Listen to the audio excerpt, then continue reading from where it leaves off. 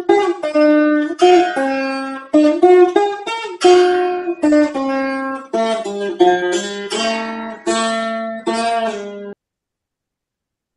నమ శాంతాయ దివ్యాయ సత్యధర్మస్వరూపిణే స్వానందామృతతృప్తాయ సుందరాయ నమో నమః.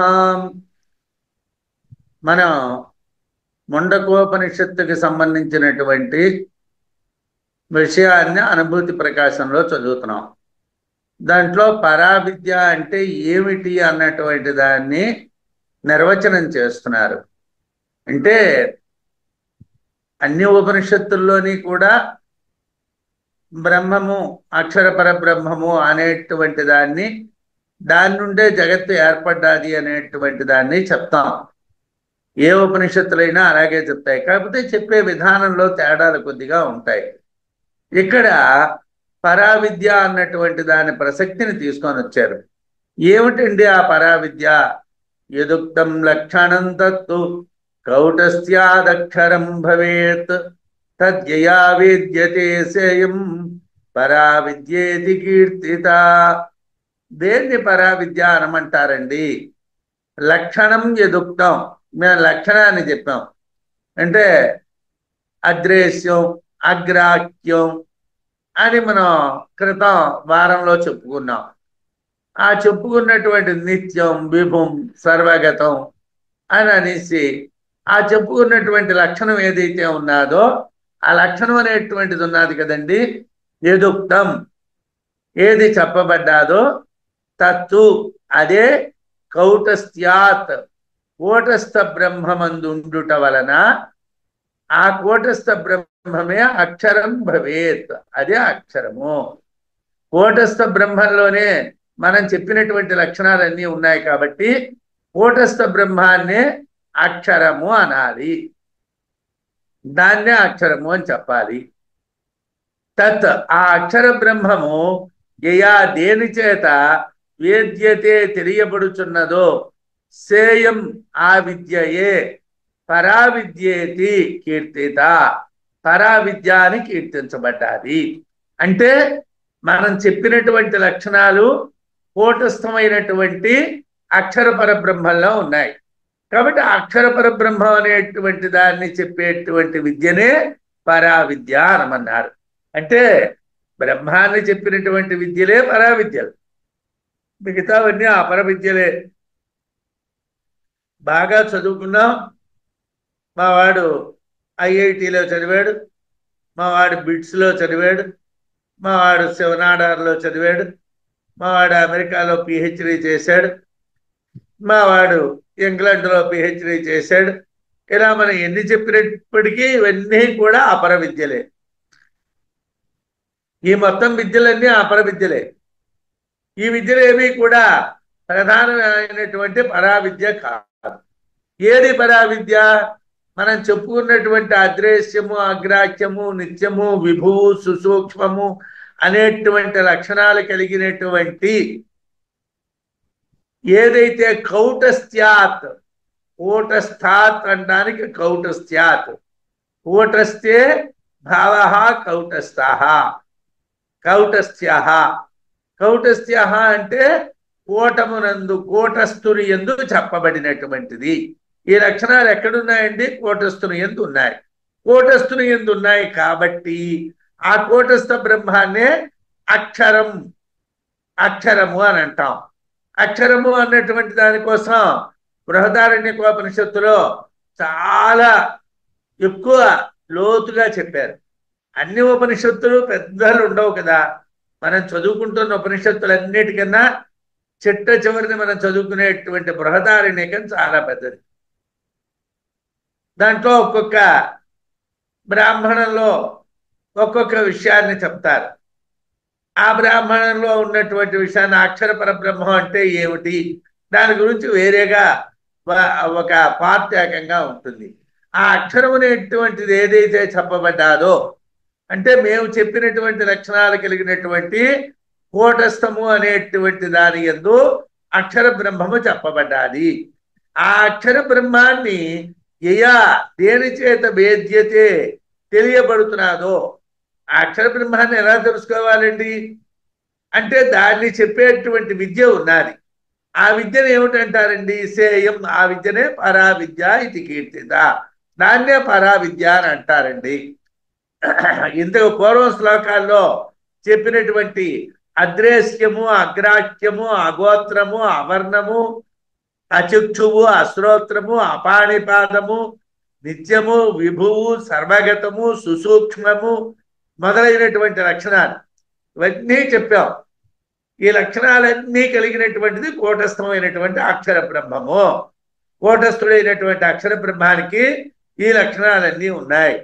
కూటస్థుడి ఎందే ఉండుట చేత కూటస్థుడే అక్షర పరబ్రహ్మము. ఆ అక్షర బ్రహ్మము ఏ విద్య చేత తెలియబడుతుందో అదే పరావిద్య. ఏదేవ లక్షణం భూతయోనింభూతానాం కారణం పృథివీవ స్థావర జంగమానాం పరిపశ్యంతి ధీరాః ధీమంతః వివేకినః. ఈదృశం అక్షరం యయా విద్యయా అధిగమ్యతే సా పరా విద్య ఇది సముదాయార్థః అని భాష్యంలో చెప్పారు. ఏమిటండి అని అంటే, పైన చెప్పబడినటువంటి అద్రేశ్యాది లక్షణములు కలిగి స్థావర జంగమాది సర్వభూతములకు కారణమైనటువంటిది ఏది బుద్ధిమంతుల చేతను గుర్తించబడుతున్నాదో, బుద్ధిమంతులైనటువంటి వాళ్ళు దేన్నైతే దర్శిస్తున్నారో దాన్నే, అదే అక్షరము, దాన్నే బ్రహ్మము అంటారు. ఆ అక్షరము ఏ విద్య చేత తెలియబడుతుందో అది పరావిద్య. అంటే పరావిద్య అనేటువంటిది అక్షరమును తెలియచేసేటువంటి విద్య. అక్షరము అంటే బ్రహ్మము, బ్రహ్మాన్ని తెలియజేసేటువంటి విద్య. నయుక్తం భూతయోనిత్వం సాధనాంతరవర్జనాత్ ఏకస్మాచ్చేతనాత్ భూరి జడానాం అప్యసంభవాత్. పూర్వపక్షం వాళ్ళు ఒక ప్రశ్న వేస్తున్నారు. ఏమయ్యా, మీరేదో అక్షర బ్రహ్మము అంటున్నారు, దాని నుండే ఈ జగత్తు కలిగింది అంటున్నారు. బాగుంది, మీరు చెప్పుకోవడానికి అయితే బాగుంది, కానీ అది ఎలా కుదురుతుందయ్యా? నయుక్తం భూతయోనిత్వం సాధనాంతరవర్జనాత్. ఏమండి, ఏదైనా ఒక పని చెయ్యాలంటే దానికి పనిముట్లు ఉండాలి కదండి. ఏ పనిముట్లు లేకుండా పని ఎలా చేస్తారండి? దాంట్లోకి మీరేమిటంటున్నారు? ఒక చేతనమైనటువంటి వస్తువు అనేకమైనటువంటి జడమైనటువంటి వస్తువులే కారణం అంటున్నారు. ఇది నమ్మడానికి ఎవరికైనా సాధ్యం అవుతుందా అండి? ఆలోచించండి. సాధనాంతరవర్జనాత్, ఇతర సాధనముల యొక్క సహాయము లేకపోవటం చేతను భూతయోనిత్వం, అక్షర బ్రహ్మమే జగత్తునకు ఉపాదాన కారణము అనుట. భూతయోనిత్వం అంటే అన్ని భూతములు కూడా దాని నుండే పుట్టాయి. దేని నుండి పుట్టాయి? బ్రహ్మము నుండి పుట్టాయి. ఆ బ్రహ్మం అనేటువంటి జగత్తుకు ఉపాదాన కారణం అనడం నా యుక్తం. అది బాగులేదండి, అది తగినటువంటిది కాదండి. ఎటువంటి సాధనాలు లేనటువంటి అక్షర పరబ్రహ్మము సకల భూతములకు కూడా ఉపాదాన కారణము అనడం కుదరదండి అన్నారు.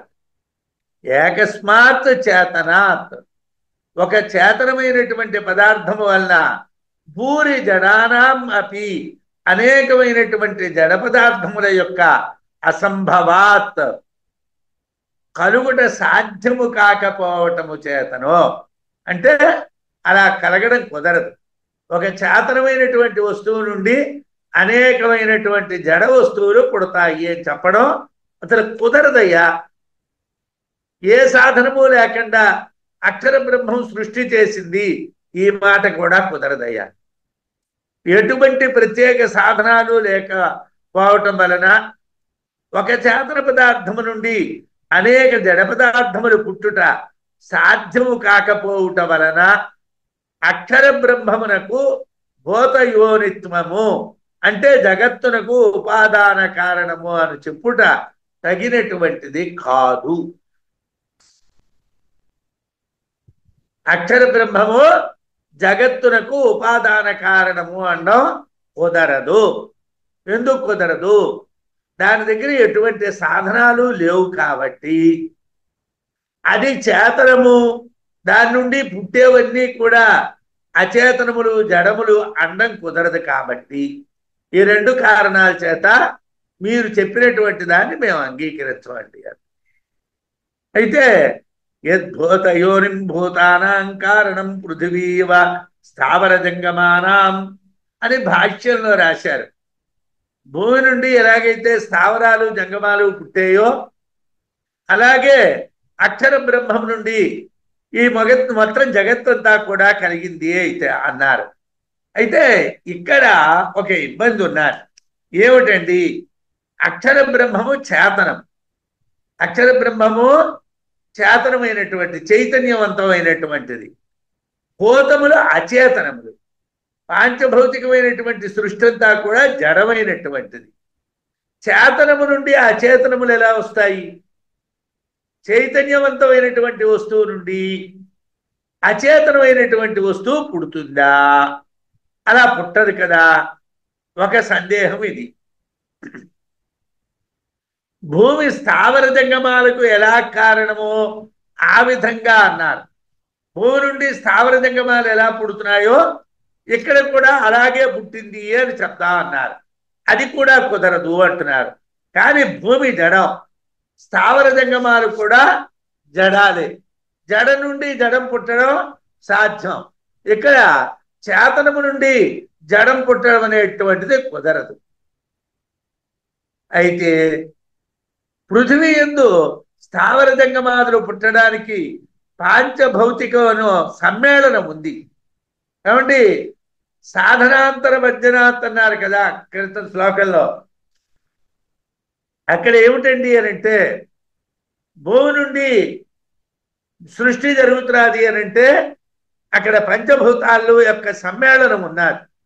అలాగా అక్షర బ్రహ్మానికి అవయవాలు లేవు.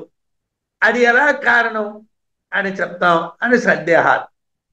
అంటే ఆ అక్షర బ్రహ్మము కారణము కాదు, దాని నుండి జగత్తు ఏర్పడలేదు అన్నటువంటిది పూర్వపక్షం వాళ్ళ యొక్క వాదన.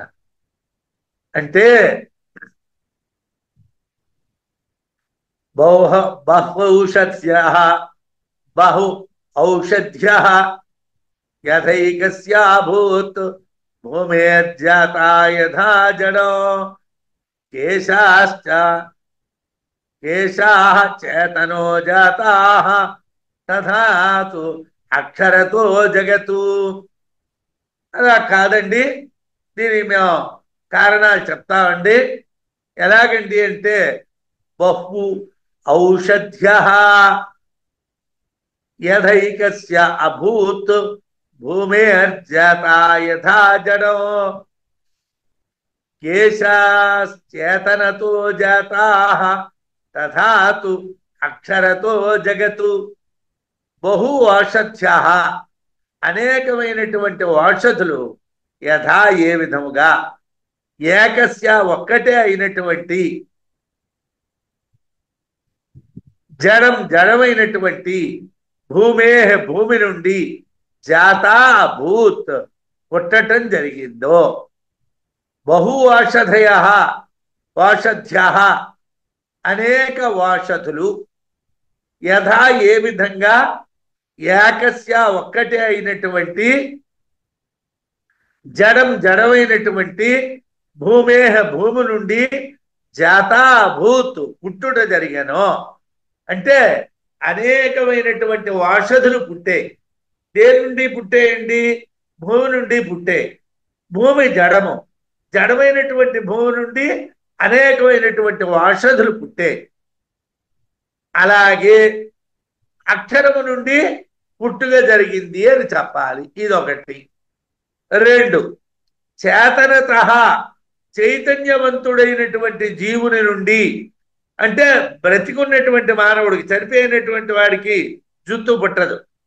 బతికున్నటువంటి మానవుడు చైతన్యవంతుడైనటువంటి జీవుడి నుండి కేశాః జడములైనటువంటి రోమాలు యథాజాతాః ఎలా పుట్టేయో తథాతు ఆ విధంగానే అక్షరత అక్షర బ్రహ్మము నుండి జగత్తు జాత అభూత్ పుట్టింది.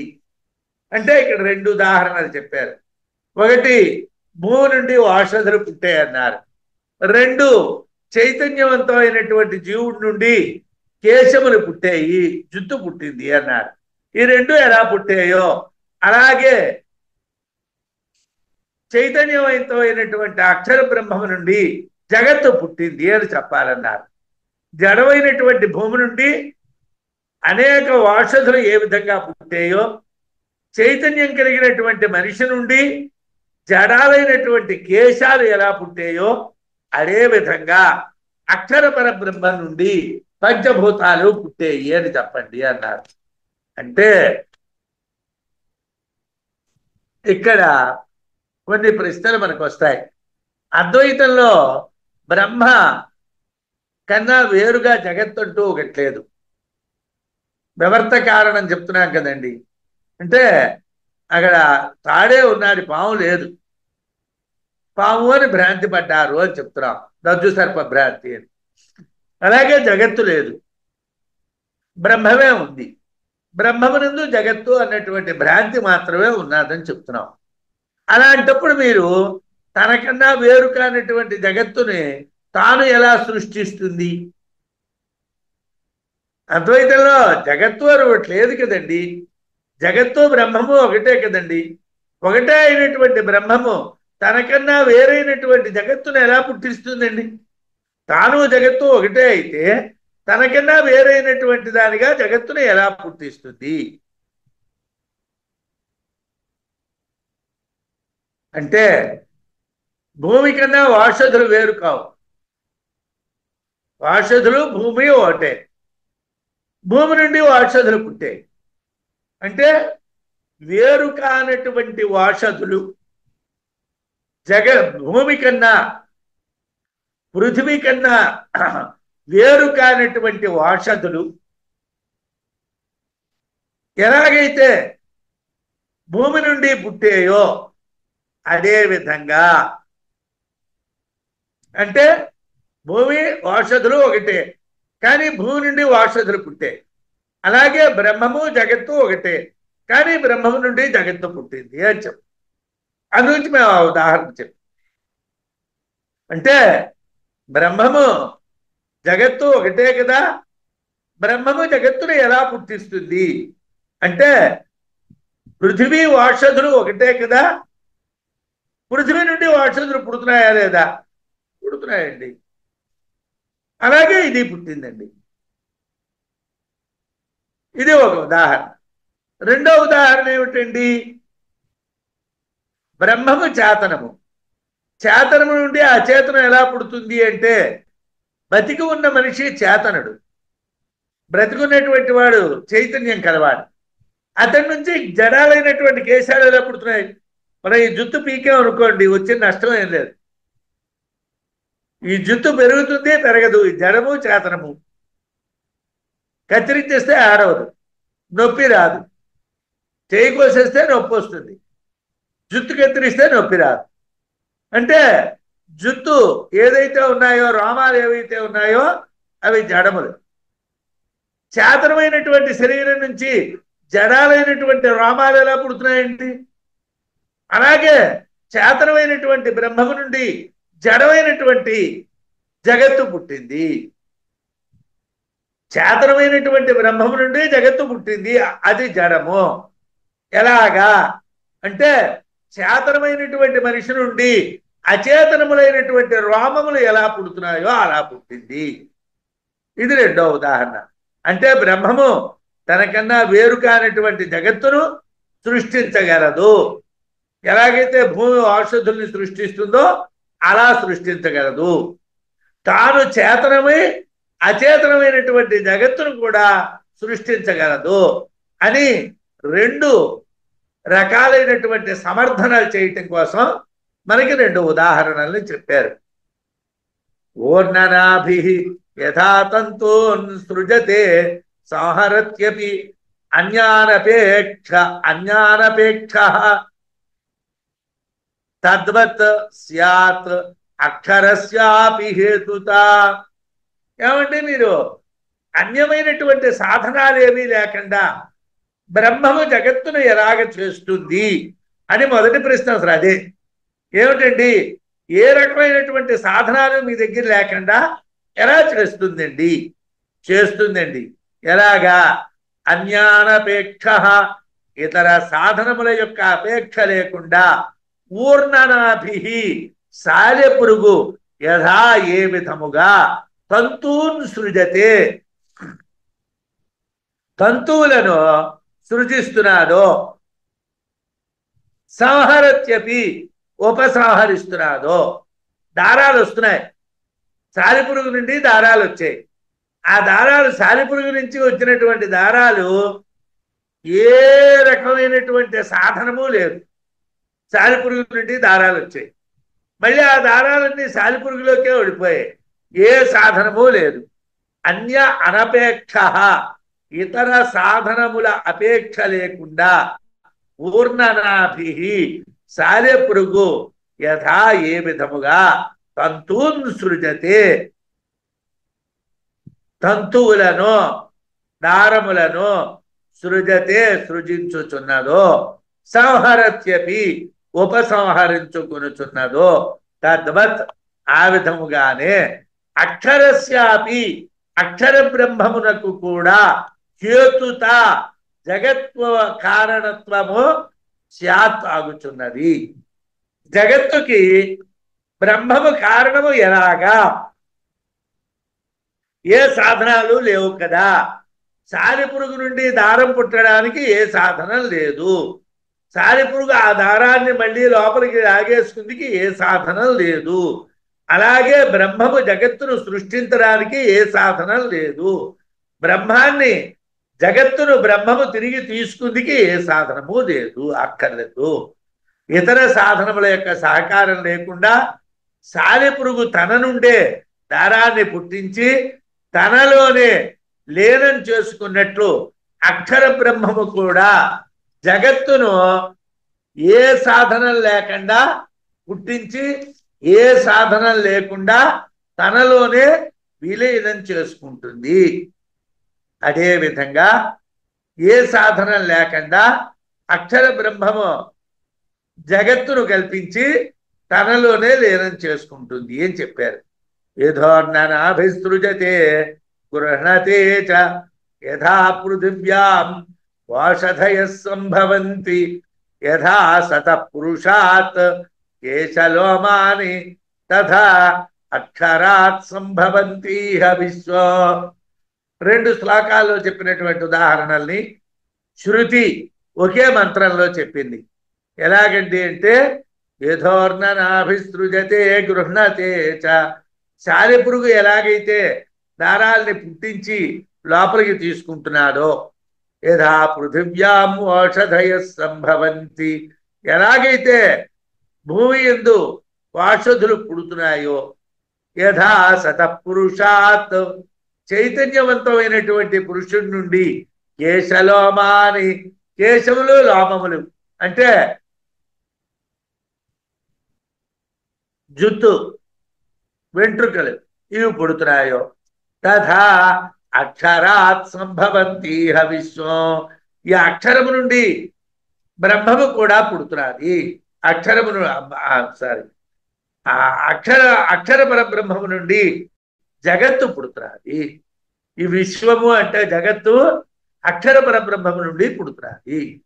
ఎలా పుడుతున్నదండి అని అంటే, ఎలాగైతే సాలెపురుగు నుండి తంతువులు పుట్టి లోపలికి వెళ్ళిపోతున్నాయో, ఎలాగైతే భూమి నుండి ఓషధులు పుట్టి పెరుగుతున్నాయో, ఎలాగైతే చైతన్యవంతుడైనటువంటి మనిషి నుండి కేశములు పుట్టి, జడములైనటువంటి కేశములు పుట్టి పెరుగుతున్నాయో, అదే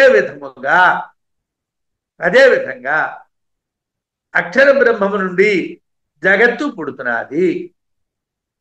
సాలెపురుగు, భూమి, చైతన్యము గల పురుషుల నుండి తంతువులు, ఔషధులు, కేశాలు పుట్టినట్లు అక్షరం నుండి విశ్వం పుట్టింది అన్నారు. అయితే సాలెపురుగు తన సంరక్షణ కోసం గూడును నిర్మించినట్టు, అంటే అక్షరానికి జగత్తు వలన ప్రయోజనం ఉన్నట్లు చెప్పాలి. ఉదాహరణలు చెప్పేటప్పుడు ఇబ్బంది ఉంటుంది. ఇప్పుడు లోకంలో వేదాంతాన్ని చెప్తూ ఉన్నటువంటి వాళ్ళు అనేకమైనటువంటి ఉదాహరణలు చెప్తూ ఉంటారు. ఇవి చెప్పడంలో ఇబ్బంది ఉంటుంది. ఎందుకంటే శంకరాచార్యుల వారు ఒక చోట చెప్తారు, లౌకికమైనటువంటి ఉదాహరణలు బ్రహ్మానికి చెప్పకూడదు అని. ఎందుకంటే లౌకికములైనటువంటి ఉదాహరణలు అనిత్యములు కాబట్టి వాటిని కానీ బ్రహ్మానికి ఉదాహరణలుగా మనం చెప్తే బ్రహ్మ కూడా అనిత్యం అయిపోతుంది. అలా చెప్పకూడదు అంటారు. ఇక్కడ ఒక ఇబ్బంది వచ్చింది. సాలెపురుగు ఎందుకు గూడు కట్టుకుంటున్నది? తనను తాను రక్షించుకుంది గూడు కట్టుకుంటున్నది. అయితే అక్షర బ్రహ్మం జగత్తును ఎందుకు ఏర్పాటు చేస్తున్నది? తనను తాను రక్షించుకుందికి ఏర్పాటు చేస్తాను అని చెప్తారా? అంటే జగత్తు బ్రహ్మాన్ని రక్షిస్తుంది అని చెప్తారా? సాలెపురుగు కట్టినటువంటి గూడు సాలెపురుగును రక్షించినట్టుగా, సాలెపురుగుకి ప్రయోజనం ఉన్నట్టుగా అక్షర బ్రహ్మము కల్పించేటటువంటి జగత్తు అక్షర బ్రహ్మాన్ని రక్షిస్తుందా? అక్షర బ్రహ్మానికి ఏమైనా ప్రయోజనం ఉంటుందా అంటే అలా కాదయ్యా, అలా చెప్పకూడదయ్యా అన్నారు. భూమి నుండి వాషధులు పుట్టినట్లు అంటే ప్రయోజనం లేదు. అక్కడ ఉదాహరణలో ప్రయోజనం ఉంది అంటే మేము ప్రయోజనం లేని ఉదాహరణ మరొకటి చెప్తామయ్యా అన్నారు. ఏమిటా ఉదాహరణ అండి? భూమి నుండి వాషధులు పుట్టినట్లు ప్రయోజనం లేదు, కానీ భూమి వలె అక్షరం కూడా జడం కావాలి. భూమి నుండి వాషధులు పుట్టినట్టుగా అక్షర బ్రహ్మం నుండి జగత్తు పుట్టింది అన్నాం. బాగుంది, ఒప్పుకుంటామండి. భూమి జడము, అక్షర బ్రహ్మము కూడా జడము అంటామా? అలాగే చెప్తామా?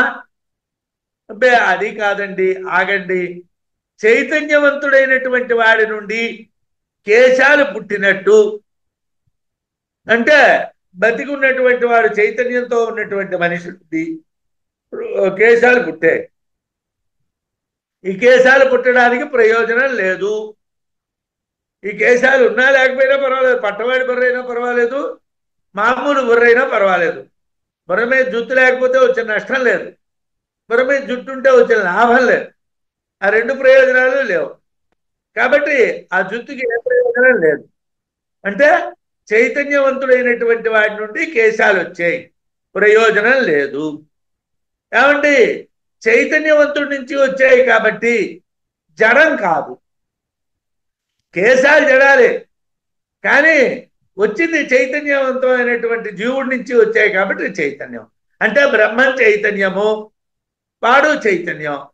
బ్రహ్మము నుండి జగత్తు వచ్చింది జడము, కేశాలు జడము. కేశాల వల్ల చైతన్యవంతుడికి ప్రయోజనం లేదు, అలాగే బ్రహ్మానికి జగత్తు వల్ల ప్రయోజనం లేదు. సాలెపురుగు అనే ఉదాహరణలో ప్రయోజనము అనేటువంటిది ఉన్నది. భూమి వాషధులు అనేటువంటి దాంట్లో జడము అనేటువంటి ఇబ్బంది ఉన్నది. కానీ చైతన్యవంతుడి యొక్క జుట్టు అనేటువంటి విషయంలో ఏ సమస్య లేదు. చైతన్యవంతుడి నుండి జడమైనటువంటి కేశాలు వచ్చాయి. ఇక్కడ ప్రయోజనం అన్న దోషం లేదు, జడం నుంచి పుట్టిందన్న దోషం లేదు. చైతన్యవంతమైనటువంటి అక్షర బ్రహ్మం నుండి జడమైనటువంటి జగత్తు పుట్టింది అనడానికి ఎటువంటి అభ్యంతరం లేదయ్యా.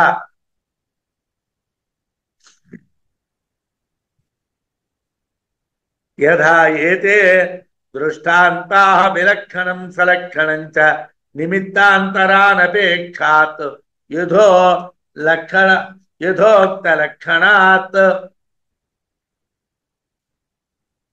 యథా ఏతే దృష్టాంతాః విలక్షణం సలక్షణం చ నిమిత్తాంతర అనపేక్షాత్ యథోక్త లక్షణాత్ అక్షరాత్ సంభవంతి సముత్పద్యతే యః సంసార మండలే విశ్వం సమస్తం జగతు అని అనేక దృష్టాంతాలు, అనేక దృష్టాంత ఉపాదానంతో సుఖార్థ ప్రబోధనార్థం ఏవా అని భాష్యం. సలక్షణములు విలక్షణములు అయినటువంటి ఏ సాధనాల యొక్క అవసరము లేకుండా జగత్తు అక్షరము నుండి కలుగుతున్నది. ఎందుకండి ఇన్ని ఉదాహరణలు మాకు చెప్పారు అని అంటే, బాగా అర్థం చేసుకుందికి చెప్పామయ్యా, అంతే తప్పించి మీరు పూర్వపక్షాలు చేస్తారని చెప్పలేదు. మేము చెప్పడం ఇన్ని ఉదాహరణలు ఎందుకు చెప్పామంటే సుఖ ప్రబోధనార్థం, బాగా మీకు అర్థం అవ్వాలని మేము చెప్పాం. అంటే మొదట సాలెపురుగు నుండి అని చెప్పాం, అక్కడ ప్రయోజనం అని మీరు అడ్డు వేశారు. రెండు భూమి నుండి ఔషధులు పుట్టాయన్నాం, మీరేమో జడం నుంచి జడం అన్నారు. అందు గురించి మేము ఏం చేసాం, మూడోది చైతన్యవంతమైన దాని నుంచి జడమైనటువంటి రోమాలు పుట్టే అన్నాం. అక్కడ ప్రయోజనం లేదు, జడం లేదు. కాబట్టి మేము చెప్పినటువంటి అక్షర బ్రహ్మము, దాని నుండి వచ్చినటువంటి జగత్తు జడము సరిపోతాయి. కాబట్టి మూడు ఉదాహరణలు చెప్పామండి, మీకు బాగా అర్థం కావడం కోసం చెప్పామండి అని భాష్యంలో రాశారు. సుఖ ప్రబోధనార్థం, బాగా అర్థం అవటం కోసం ఈ విషయాలు చెప్పాము. బ్రహ్మణో జగదుత్పత్తే క్రమోయమవగమ్యతాం భక్ష్యమాణేన తపసా బ్రహ్మ ఆదౌ ఉపచీయతే. ముండకోపనిషత్తు అంతా చదువుకున్నటువంటిదే, మననం కూడా చేసినటువంటిదే. ఈ అర్థాలేమి మనకి విచిత్రంగా ఉండవు. కానీ మనం కూడా సుఖ ప్రబోధనార్థం బాగా మళ్ళీ వంటబట్టాలి. మనకి వేదాంతం ఎంత గట్టిగా వంటబడితే అప్పుడు వైరాగ్యం కలుగుతుంది. వైరాగ్యం కలిగితే వేదాంతం బాధపడుతుంది. రెండిట్లోనే ఉన్న ఇబ్బంది ఏమిటంటే, ఒకటి ఉంటే మరొకటి ఉంటుంది. అన్యోన్యాశ్రయ దోషం అంటారు దీన్ని. వైరాగ్యం ఉంటే వేదాంతం, వేదాంతం ఉంటే వైరాగ్యం. మన దగ్గర ప్రసూతి వైరాగ్యం, శ్మశాన వైరాగ్యం ఉన్నాయనుకోండి, వాటి వల్ల సుఖం లేదు. ఎప్పుడైనా ఏదైనా మనకి సమస్య వచ్చినప్పుడు మనకి ఇవన్నీ అనిత్యాలండి, వీటన్నిటి గురించి మనకి అనవసరం అండి అండం. మళ్ళీ మధ్యాహ్నం ప్యాంటు షర్టు వేసుకో, టక్కు బూటు వేసేసుకో, వీధిలోకి బయలుదేరిపోవడం. మరి అంతా అనిత్యం ఉన్నావు కుదరా అంటే, అలా ఇంట్లో కూర్చోగలవా అని బయలుదేరిపోవడం. అంటే లోక వ్యవహారాల్లో ఉండాలి అనుకుంటే వైరాగ్యం వంట పట్టదు. ఆ గాలి తగిలితే వంట పట్టదు. మనకి ఆ గాలి ఎంత తగలకుండా ఉంటే అంత వైరాగ్యం వంట పడుతుంది. ఏమండి, అవి అవసరం కాదా అంటే లోక వ్యవహారాలు అవసరం కాదు. వాటిని ఎంత పూర్తిగా వదిలేసుకోగలిగితే అంత వేగంగా మనకి వైరాగ్యం వంటపడుతుంది. వేదాంతం ఎందుకు పదే పదే వినాలి అని అంటే వైరాగ్యం దృఢం అవడం కోసం. వైరాగ్యం ఎందుకు దృఢం అవ్వాలంటే వేదాంతం పట్టుబట్టడం కోసం. మన వేదాంతం చదివాము, వైరాగ్యం లేదు. వైరాగ్యం లేకపోతే ప్రయోజనం లేదు. బ్రహ్మణో జగదుత్పత్తే క్రమోయమవగమ్యతాం భక్ష్యమాణేన తపసా బ్రహ్మ ఆదౌ ఉపచీయతే. సృష్టి ఎలా జరిగిందో చెప్తానయ్యా అన్నాడు. సృష్టి ఎలా జరిగిందో చెప్పడం ఎందుకండి, మాకు తెలియదా? తెలుసును. కాదండి, బ్రహ్మణ బ్రహ్మము నుండి జగదుత్పత్తే జగత్తు ఆవిర్భవించటం యొక్క క్రమ పద్ధతి విధానం అయం ఈ విధమైనది అవగమ్యత అని తెలియండి. ఎలాగా అంటే ఒకదాని తర్వాత ఒకటి, ఒకదాని తర్వాత ఒకటి జగత్తు ఎలా కలిగిందో మీకు పద్ధతి ప్రకారం చెప్తాను, వినండి. ఎలాగండి, భక్ష్యమాణేన చెప్పబోయేటటువంటి తపసా తపస్సు చేతను ఆదౌ బ్రహ్మ ముందుగా బ్రహ్మము ఉపచీయతే వృద్ధిని పొందుతున్నది. బ్రహ్మము అనేటువంటిది ముందు ఏర్పడ్డాది, అది వృద్ధి పొందింది. అది ఏర్పడ్డాది అనకూడదు, వృద్ధి పొందింది అనాలి. ఎందుకంటే అది ఆల్రెడీ ఉన్నదే, లేనిది కాదు. లేనిది అయితే పుట్టింది అంటాం, ఉన్నది అంటే పెరిగింది అంటాం. బ్రహ్మము ఆల్రెడీ ఉన్నటువంటిదే కాబట్టి చెప్పబోయేటువంటి తపస్సు వల్ల బ్రహ్మ వృద్ధి పొందింది. బ్రహ్మము నుండి జగత్తు ఎలా కలిగిందండి అని అంటే ముందు బ్రహ్మ వృద్ధి పొందింది. ఆ బ్రహ్మ దేని వల్ల వృద్ధి పొందిందండి? వక్ష్యమాణేన తపసా, మేము చెప్పబోయేటువంటి తపస్సు చేత బ్రహ్మము వృద్ధి పొందింది. బ్రహ్మము తపస్సు ఏమిటండి అంటే, లోకంలో మనకి తపస్సు అంటే ఏదో మాల పట్టుకొని ఓ మంత్రాన్ని జపం చేసుకోవడమో, లేకపోతే ముక్కు మూసుకో ఓ మూలని కూర్చోవటమో దాన్ని తపస్సు అంటారు. తపస్సు అంటే బాహ్యేంద్రియాలను నిగ్రహించి, తరువాత అంతరింద్రియాలను నిగ్రహించి, తరువాత అహంకారాన్ని నిగ్రహించి, మనస్సుని నిగ్రహించి, బుద్ధిని నిగ్రహించి ఆత్మని దర్శించడాన్ని తపస్సు అంటారు. తపస్సు అంటే ఒక్కొక్క దాన్ని కట్టేయాలి. ముందు బాహ్యేంద్రియాలు మన ఇబ్బంది పెడుతూ ఉంటాయి, వీటికి ముందర చెక్ పెట్టాలి. ఏదో చూడాలి, ఏదో వినాలి, ఏదో మాట్లాడాలి, ఏదో తినాలి, ఏదో కట్టుకోవాలి, పెట్టుకోవాలి అన్నటువంటివన్నీ బాహ్యేంద్రియాల యొక్క దోషాలు. ముందు ఆ బాహ్యేంద్రియ దోషాలని కట్టుబాటులోకి తెచ్చాం. తర్వాత అంతరింద్రియాలని కట్టుబాటులోకి తేవాలి. తర్వాత మనస్సుని తేవాలి. తర్వాత బుద్ధిని తేవాలి. తర్వాత అహంకారాన్ని తేవాలి. ఆ తరువాతను ఆత్మ సాక్షాత్కారం అవుతుంది. దాన్ని తపస్సు అంటారు. తపస్సు అంటే ఓ జపమాల పట్టుకో జపం చేయడము, లేకపోతే ఒక ఆశ్రమంలో కూర్చో తలుపులు తాళాలు వేసేసుకొని నేను తపస్సులో ఉన్నాను తపస్సు కాదని. చెప్పబోయేటువంటి తపస్సు చేతను బ్రహ్మము ముందుగా ఉపచీయతే వృద్ధిని పొందుతున్నది. బ్రహ్మము నుండి జగత్తు ఉద్భవించిన ఈ పద్ధతిని మీరు తెలుసుకోండి, నేను చెప్తాను ఎలాగా. చెప్పబోయేటువంటి తపస్సు చేత బ్రహ్మమును ముందుగా వృద్ధి పొందుతున్నారు. బ్రహ్మం మొట్టమొదటి గుండా తపస్సు చేత వృద్ధి పొందింది. తపసా చీయతే బ్రహ్మ అని శృతి. ఉపనిషత్తులో తపసా చీయతే బ్రహ్మ అన్నారు. యద్బ్రహ్మణ ఉత్పద్యమానం విశ్వం తదనేన క్రమేణ ఉత్పద్యతే నా యుగపత్ బదరముష్టి ప్రేక్షేపవత్ అని చెప్పారు. అవునండి, చేతిలో ఇన్ని రేగుపళ్ళు వేసుకొని ఆ రేగుపళ్ళు ఇలా చేతితో విసిరామనుకోండి, అవన్నీ పడ్డట్టుగా సృష్టి జరగలేదండి. చేతిలో రేగుపళ్ళు వేసుకొని ఆ రేగుపళ్ళని ఇలా విసిరామనుకోండి, విసిరితే ఆ రేగుపళ్ళని పడ్డట్టుగా సృష్టి జరగలేదు. నా యుగపత్ బదరముష్టి ప్రహారవత్ అన్నారు, ప్రేక్షేపవత్ అన్నారు. మరి ఎలా జరిగిందండి? క్రమంగా జరిగిందండి. ఆ క్రమం ఏమిటండి? బ్రహ్మము నుండి ఆవిర్భవించడం అంటే మాకు ఆ పద్ధతి ఏమిటి, ఎలాగ ఆవిర్భవించింది ఏమిటి? జగత్తు క్రమ పద్ధతిలో ఆవిర్భవిస్తున్నాను. చేతిలో రేగుపళ్ళు వెరజిమ్మినట్టుగా చెల్లాచెదురుగా సృష్టి జరగడం లేదు. శ్లోకంలో వక్ష్యమాణేన తపస అన్నారు, చెప్పబోయేటువంటి తపస్సు అన్నారు. తపస్సు అంటే ఏమిటండి? తపసా జ్ఞానేన ఉత్పత్తి విధిజ్ఞతయా. తపస్సు అంటే చెప్పాను కదండి, జ్ఞానాన్ని తపస్సు అంటారు. తపస్సు అంటే మాలలు తిప్పడం కాదు. తపస్సు అంటే తలుపులు వేసుకోవడం కాదు, కళ్ళు మూసుకోవటం కాదు.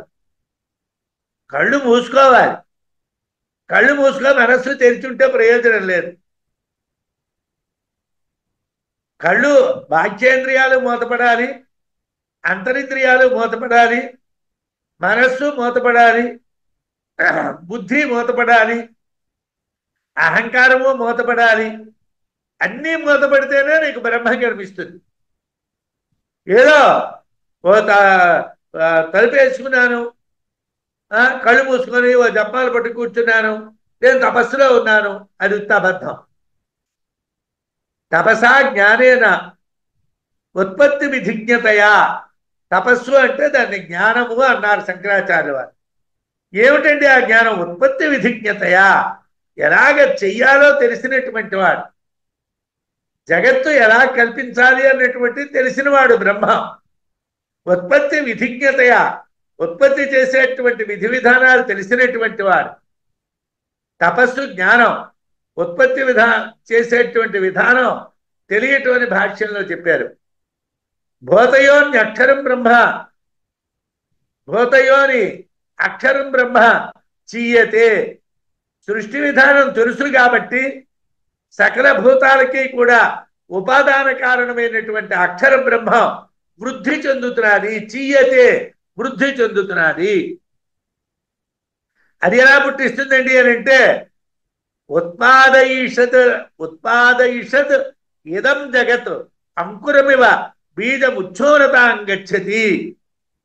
మొలకెత్తినటువంటి విత్తనం ఉబ్బినట్టుగా ఈ బ్రహ్మము కూడా ఉబ్బుతుంది అన్నారు.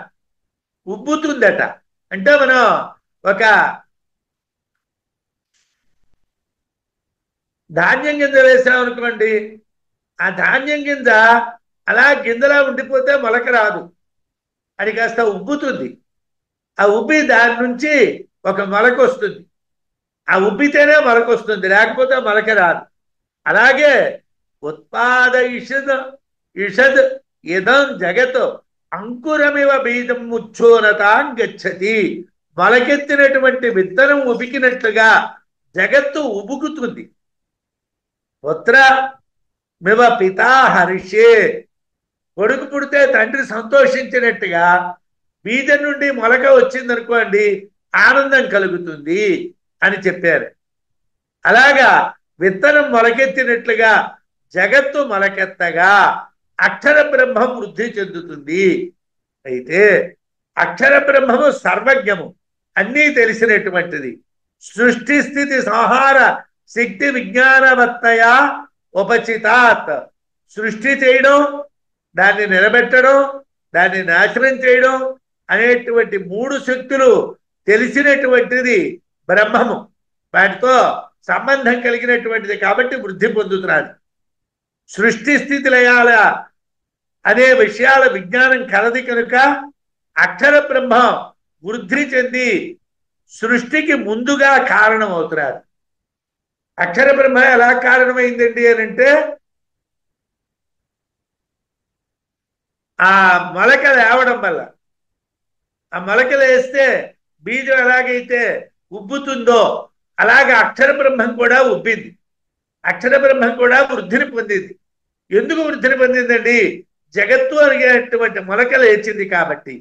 అది ఎలాగంటే సాధ్యమైంది అంటే ఆ బ్రహ్మము అనేటువంటి దానికి, అక్షర బ్రహ్మము అనేటువంటి దానికి సృష్టి చేసేటువంటి శక్తి, నిలబెట్టేటువంటి శక్తి, నాశనం చేసేటువంటి శక్తి, మూడు రకాలైనటువంటి శక్తుల యొక్క జ్ఞానం ఉన్నది కాబట్టి, ఆ ఉత్పత్తి స్థితి లయ జ్ఞానం ఉన్నది కాబట్టి అక్షర బ్రహ్మ వృద్ధి పొందింది.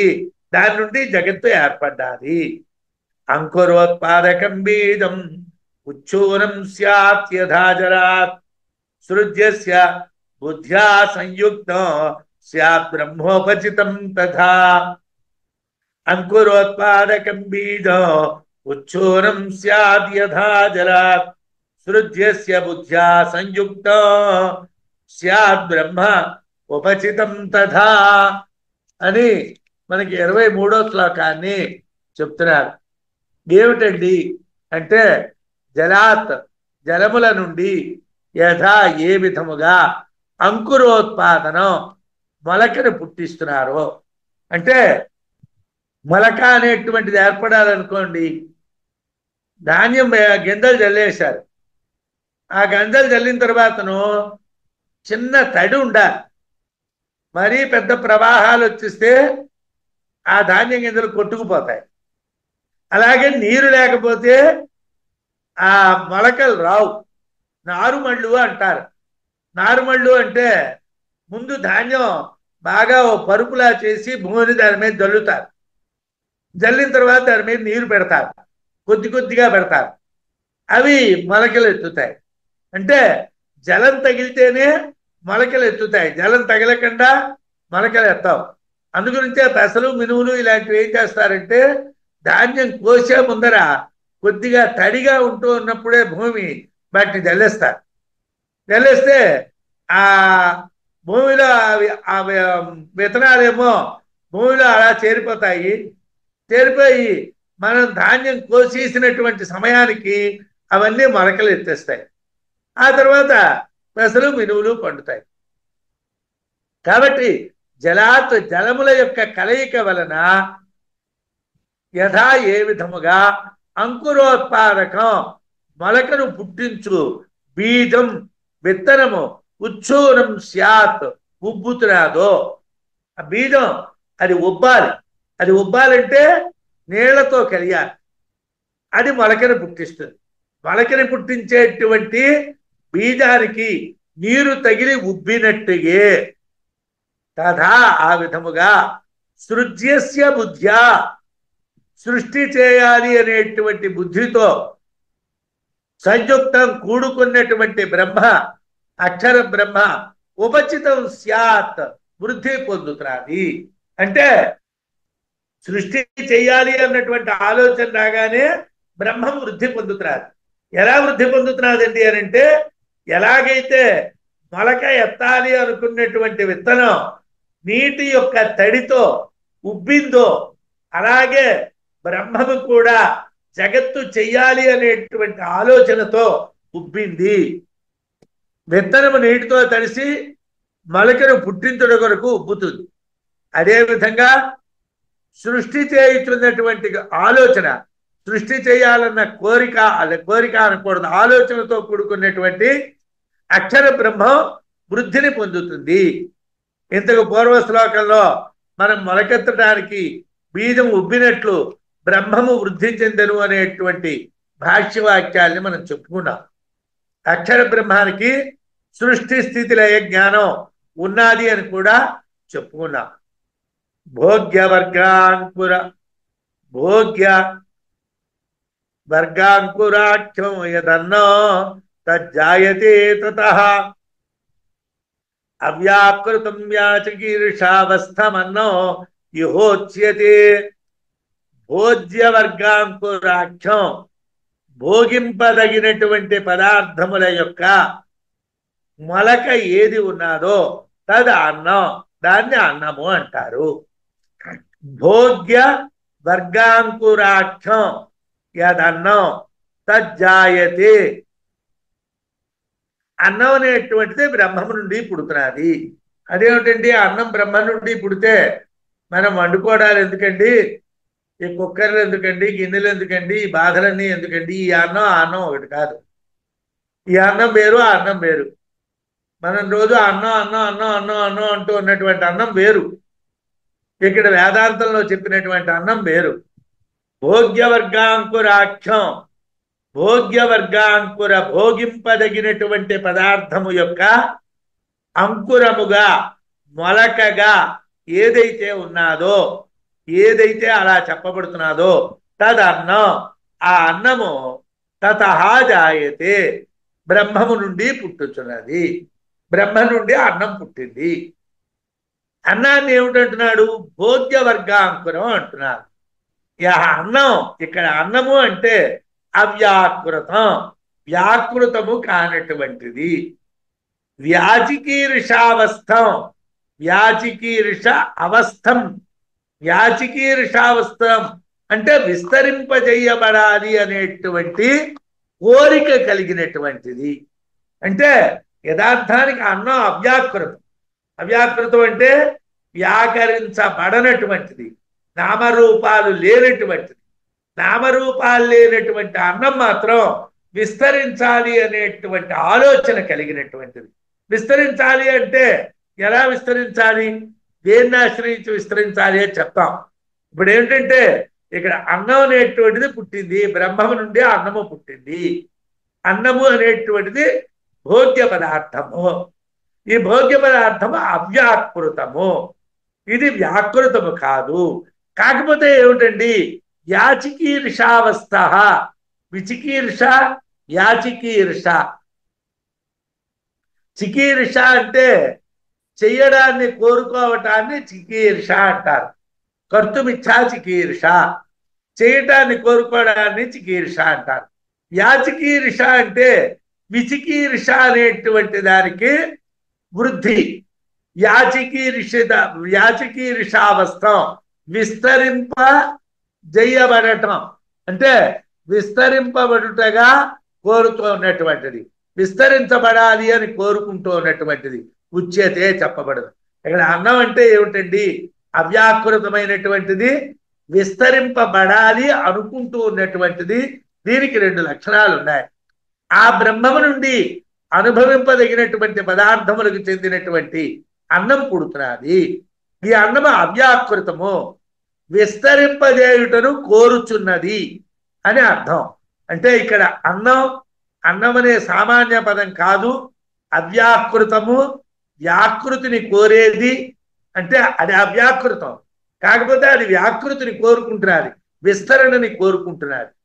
తపసా చీయతే బ్రహ్మ తతోన్నమభిజాయతే. తపసా చీయతే బ్రహ్మ అన్నది క్రితం శ్లోకాల్లో అర్థం చెప్పుకున్నాం. ఇప్పుడు తతోన్నమభిజాయతే, దాని నుండి అన్నం పుడుతున్నది అన్నటువంటి దాని అర్థం ఏమిటంటే, ఏవం సర్వజ్ఞతయా సృష్టి స్థితి సంహార శక్తి విజ్ఞానవత్తయా ఉపచితాత్ తతః బ్రహ్మణః అన్నం అద్యతే భుజ్యతే ఇత్యన్నం అవ్యాకృతం సాధారణం కారణం సంసారిణాం యాచికీర్షతావస్థారూపేణ అభిజాయతే ఉత్పత్యతే అని భాష్యంలో రాశారు. అంటే ఏమిటండి? సర్వజ్ఞమైనటువంటిది, అంతా తెలిసినటువంటిది, సృష్టి స్థితి సంహార శక్తులు కలిగినటువంటి బ్రహ్మము వృద్ధి పొందింది. దాని నుండి అన్నం పుట్టింది. అన్నం అంటే అనుభవించబడేది, అవ్యాకృతమైనటువంటిది. ఈ అవ్యాకృత అన్నము సకల సమస్తమైనటువంటి చావు పుట్టుకల జీవులకు సాధారణమైనటువంటి ఉపాదాన కారణం. అంటే ఈ అన్నం నుండే చావు పుట్టుకలు కలిగినటువంటి అన్ని జీవులు పుడుతున్నాయి, అన్ని జీవులు దీని నుంచే పుడుతున్నాయి. యాచికీ రిషతావస్థ అంటే విస్తరింపజేసేటువంటి స్థితి కలది. చికీర్షత అంటే చెప్పారు, కర్తుమిచ్చా చికీర్ష. విచికీర్ష అంటే విశేషమైనటువంటి బాగుగా వ్యాపించాలి అనేటువంటి కోరిక, బాగుగా వ్యాపించాలి, విస్తరించాలి అనేటువంటి స్థితి కలిగినటువంటి అన్నం. అంటే సమస్త జీవుల పుట్టుకకు కూడా అవ్యాకృత బీజం, అవ్యాకృతమైనటువంటి బీజం ఏదంటే అన్నం. ఈ అవ్యాకృత బీజం నుండి వ్యాకృతమైనటువంటి జగత్తంతా కలిగింది అని మనం తెలుసుకోవాలి. అవ్యాకృతమైనటువంటి బీజం అన్నం, ఆ అన్నం నుండి వ్యాకృతమైనటువంటి, వ్యాకరించబడినటువంటి, విస్తరించబడినటువంటి జగత్తు కలిగింది. ఈ విషయాల్నే, ఈ భాష్య విషయాల్నే విద్యారణ్యుల వారు శ్లోక రూపంలో మనకి చూపించడం జరిగింది, మనం చెప్పుకున్నాం. అయితే తస్మాదన్నాత్ క్రియాశక్తి ప్రాణో జ్ఞానస్య సాధన మనశ్చాజాయత స్థూలం సత్యాఖ్యం భూత పంచకం. ఏమండి? అన్నం నుండి క్రియాశక్తి రూపమైనటువంటి ప్రాణం పుట్టింది, దాని నుండి మనస్సు పుట్టింది, దాని నుండి భూత పంచకం పుట్టే అని వరుసగా చెప్పాలి. ఉపనిషత్తులో చెప్పినటువంటి విషయాలనే విద్యారణ్యుల వారు మనకు శ్లోకాల రూపంలో చెప్తున్నారు. విద్యారణ్యుల వారు చెప్పడానికి రెండు ప్రయోజనాలు. ఒకటి, ఉపనిషత్ అర్థాలని గ్రహించలేనటువంటి వాళ్ళమే సులభంగా తెలుసుకుందికి వీలవటం కోసం ఒకటి. రెండు, ఆయన ఆ పుస్తకానికి పేరు అనుభూతి ప్రకాశం అని పెట్టారు. మనకి వైరాగ్యం వృద్ధి పొందాలి అని ఆయన చెప్తున్నారు. మన ఇది వినేసి, ఇది కూడా ఒక పాఠం విన్నాం, ఈ పాఠం వినేసాం కాబట్టి ఈ పని పూర్తయిపోయింది అన్నటువంటిది కాకుండా మనం దీన్ని ఆలోచించాలి. ఆలోచించినట్టుగైతే మనం లౌకికమైనటువంటి జగత్తుకి అంటిపెట్టుకో ఉండడం అనేటువంటి దాన్ని విడిచిపెడతాం, మనకు అనుభూతి కలుగుతుంది. అదే చెప్తున్నారు. తస్మాత్, ఆ అన్నము నుండి అంటే జ్ఞానస్య సాధనం, జ్ఞానమునకు సాధనమైనటువంటి ప్రాణము, జ్ఞానానికి సాధనమైనటువంటి ప్రాణం పుట్టింది. ప్రాణాత్, ఆ ప్రాణము నుండి మనస్సును అజాయత పుట్టినవి. అంటే ఇక్కడ ప్రాణాత్ అని లేదు, ప్రాణో జ్ఞానస్య సాధనం మనశ్చ అజాయత అని ఉన్నాయి. అయితే మనం ఉపనిషత్ అర్థాలు తెలిసినటువంటి వాళ్ళం కాబట్టి ప్రాణము నుండి అన్నము నుండి ప్రాణము నుండి మనస్సు నుండి భూత పంచకం పుట్టే అని చెప్పాలి. కాబట్టి ప్రాణాత్ అన్నటువంటి స్వీకరించాలి. తస్మాత్ ఆ అన్నము అంటే అవ్యాకృతమైనటువంటి అన్నం నుంచి జ్ఞానస్య సాధనం, జ్ఞానానికి సాధనమైనటువంటి ప్రాణం పుట్టింది. ప్రాణాత్ ప్రాణం నుండి మనస్సు అభిజాయత పుట్టింది. స్థూలమైనటువంటి సత్యాఖ్యం, సత్యమనేటువంటి పేరుతో పిలువబడేటువంటి భూత పంచకం, పంచభూతాలు కూడా పుట్టాయి. అంటే మనస్సు నుండి స్థూలమైనటువంటి సత్యము అనేటువంటి పేరు కలిగినటువంటి పంచభూతాలు పుట్టాయి. అన్నం అవ్యాకృతమైనటువంటి అన్నం నుండి ప్రాణం పుట్టింది. ఆ ప్రాణం నుండి మనస్సు పుట్టింది. ఆ మనస్సు నుండి సత్యం అనేటువంటి పేరుతో పిలువబడేటువంటి స్థూలమైనటువంటి పంచభూతాలు పుట్టాయి. శ్లోకంలో జ్ఞానస్య సాధనం ప్రాణ, జ్ఞానానికి సాధనం ప్రాణం అన్నారు. మనశ్చ అని ఉండడం వల్ల రెండు అన్నం నుంచే పుట్టేయని మనం భావించుకోకూడదు. అన్నం నుంచే ప్రాణం పుట్టింది, అన్నం నుంచే మనస్సు పుట్టింది అని చెప్పకూడదు. అన్నం నుంచే ప్రాణం నుండి మనస్సు పుట్టేయని క్రమం చెప్పాలి. ఎందుకంటే ప్రాణ శబ్దానికి ప్రాణము నుండి అని, మనస్సుకి దాని నుండి భూతపంచకం కలిగినట్లు శృతి అన్నాత్ ప్రాణ మనస్సత్యం లోకా కర్మశుచామృతం అని శృతిలో ఉపనిషత్తులో ఉన్నారు. ఇక్కడ ఒక అన్నానికే పంచమీ విభక్తి ఉన్నారు, కానీ ప్రాణానికి మనస్సుకు పంచమీ సంబంధం లేదు. కాబట్టి భాష్యంలో ఏం చెప్తున్నారంటే తతశ్చ అవ్యాకృతాత్ వ్యాచకీర్షావస్థాత అన్నాత్ ప్రాణో హిరణ్యగర్భ బ్రహ్మణ జ్ఞానక్రియాశక్తి అధిష్ఠిత జగత్ సాధారణ అవిద్యా కామ కర్మభూత సముదాయ బీజాంకుర జగదాత్మ అభిజాయతే ఇతి ఇత్యానుషంగా అని చెప్పారు. ఇక్కడ భాష్యం ఎలా చెప్తున్నదంటే తతస్థ అవ్యాకృతాత్ వ్యాకృతము కానిటువంటి వ్యాచీకీర్ష అవస్థాత అన్నాత్ విస్తరింపజేయబడాలి అనే కోరిక కలిగినటువంటి అన్నము నుండి ప్రాణో హిరణ్యగర్భ ప్రాణస్వరూపమైనటువంటి హిరణ్యగర్భ బ్రహ్మ పుట్టాడు. ప్రాణో హిరణ్యగర్భ బ్రహ్మణ జ్ఞానక్రియాశక్తి అధిష్ఠిత జగత్ సాధారణ. ఈ హిరణ్యగర్భుడు ఎటువంటి వాడండి అని అంటే జ్ఞాన క్రియాశక్తుల చేతనం, అంటే బ్రహ్మమునకు సంబంధించినటువంటి జ్ఞానశక్తి క్రియాశక్తి అనేటువంటి వాటికి అధిష్ఠిత జగత్ సాధారణ, అధిష్టాన రూపమైనటువంటి జగత్తంతరికి సాధారణమైనటువంటి వాడు ఈ హిరణ్యగర్భుడు. అవిద్యా కామ కర్మభూత సముదాయ బీజాంకుర, అవిద్యా కామ కర్మల యొక్క సముదాయానికి బీజానికి అంకురం లాంటివాడు, మొలక లాంటివాడు. జగదాత్మ జగత్తుగా ఆత్మస్వరూపుడైనటువంటి వాడు. అభిజాయతే పుడుతున్నాడు. ఇత్యనుషంగ ఇది ఆనుషంగికం, అంటే ఇది ప్రధానము కాదు అని చెప్పారు. అవ్యాకృతము విస్తరింపజేయుటకు సంకల్పించినటువంటి అన్నము నుండి హిరణ్యగర్భుడు అను ప్రాణము ఆవిర్భవించింది. హిరణ్యగర్భుడు అనేటువంటి ప్రాణం పుట్టింది. ఈ ప్రాణస్వరూప హిరణ్యగర్భుడు అక్షర బ్రహ్మము యొక్క జ్ఞానక్రియాశక్తులకు అధిష్టానం. జ్ఞానక్రియాశక్తులు రెండింటికి కూడా ఈ హిరణ్యగర్భుడు అధిష్టానం. అంటే అక్షర బ్రహ్మము యొక్క జ్ఞానశక్తి క్రియాశక్తి చేత ప్రభావం పొందినటువంటి వాడు ఈ హిరణ్యగర్భుడు. అక్షర బ్రహ్మము యొక్క జ్ఞానశక్తి చేత అక్షర బ్రహ్మము యొక్క క్రియాశక్తి చేత ప్రభావాన్ని పొందినటువంటి వాడు ఈ హిరణ్యగర్భుడు. అన్ని లోకాలకి కూడా జగత్తంతరికి కూడా ఆధారభూతమైనటువంటి వాడు. అవిద్య కామకర్మ భూత సముదాయాలకు, అవిద్య వల్ల కలిగేటువంటి కామ్యమైనటువంటి కర్మలకు, భూత సముదాయానికి, ఈ భూత సముదాయము అనేటువంటి బీజాలకు మొలక లాంటి వాడు. అంటే అవిద్య వల్ల కలిగేటువంటి కామాలకి, దాని వలన ఆచరింపబడేటువంటి కర్మలకి మొలక వంటి వాడు. జగత్తునకు ఆత్మభూతునిగా భావించబడేటువంటి వాడు. యథార్థానికి సర్వమునకు అక్షర పరబ్రహ్మము ఆత్మ, కానీ ప్రాణము ఆత్మ కాదు. మరి ఇక్కడ ఆత్మ అంటున్నారు ఏమిటండి? హిరణ్య గర్భుడిని ఆత్మ అంటున్నారు ఏమిటండి?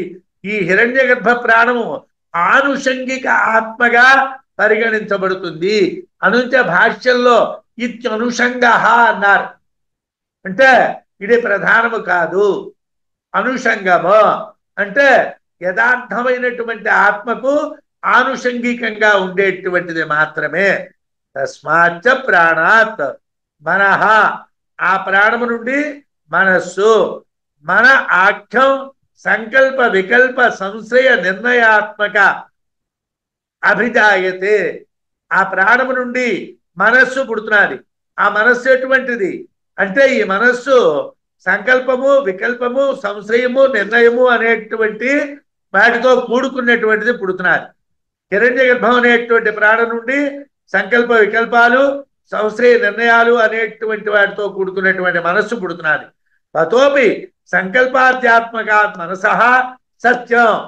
ఆ సంకల్ప స్వరూపమైనటువంటి మనస్సు నుండి సంకల్ప వికల్ప సంశయ నిర్ణయాత్మక స్వరూపమైనటువంటి మనస్సు నుండి సత్యం, సత్యం అనేటువంటి పేరు కలిగినటువంటి సత్యాఖ్యం ఆకాశాది పంచభూత పంచకం అంటే పృథివీ తేజో వాయుల ఆకాశాలు అనేటువంటి 5 భూతములు కూడా అభిజాయతే పుడుతున్నాయి. ఆ మనస్సు నుండి సత్యం పుడుతున్నది. ఈ సత్యం అంటే పంచభూతములు, పృథివీ తేజో వాయురాకాశాలు, ఈ భూత పంచకం సంకల్ప వికల్పాది లక్షణం కలిగినటువంటి మనస్సు నుండి పుడుతున్నది. దీని నుండి సృష్టి జరిగింది అని ఈ తరువాత చెప్తారు.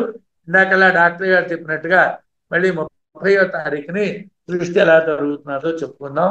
సృష్టి